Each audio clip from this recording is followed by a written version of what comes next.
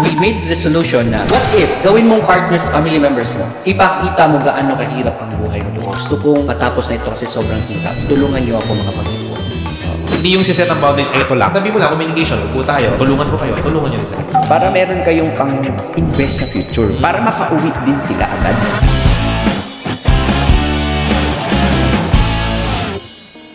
We made the solution na, what if, gawin mong partners, family members mo, ipakita mo gaano kahirap ang buhay mo doon. Ito yung kwarto ko, dito ako natutulog. Ito yung tinatrabaho ko, naglilinis ako ng toilet. Sobrang hirap ng buhay. Yun yung ipakita mo sa pamilya mo. Sabihin mo sa kanila, gusto kong matapos na ito kasi sobrang hirap. Tulungan niyo ako makapag-ipon.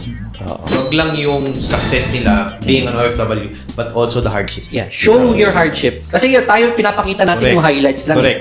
So yun yung downside niya. Yung mga pamilya mo, iniisip, marami kang pera. Uy, bago cellphone, uy, bago sapatos. Pag di mo binigay, magtatampo. Magtatampo.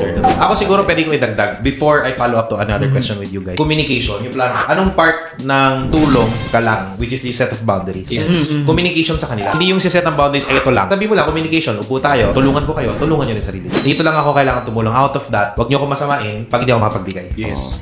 Communication, di ba? Perception, communication. Sa side naman ng tinutulungan, anong i-advise nyo sa kanila na hindi sila maging independent dun sa OFW? Number one dyan, yung understanding. Kasi syempre, sa sacrifice na nga dun eh. Yung time na mahiwalay sa mga anak, sa asawa, is sobrang bigat na. Yung communication na sinasabi ni Brother Jan, tama yun. Pag may sinabi siya na, okay, ito lang yung needs natin na babayaran ko, intindihin natin kung sasabihin niya na, pwede ba itong part ng budget na to is for ipon natin for long term. Diba? At least hindi sasama yung loob ninyo na, sacrifice muna tayo, wag muna tayo magbili ng phone ngayon. Para meron kayong pang-invest sa future. Para makauwi din sila agad. Yes, Makaipon at makauwi. Yun lang yung sa akin. Kasi hindi naman ako OFW. Hindi ko naman talaga alam, no? Yung tamang sagot. Kung ako yung nandun. Kung ako yung nandun, ako yung tumatanggap. Sige, papa kasi tawag ko pa. Intindihin ko. Meron pa hindi muna.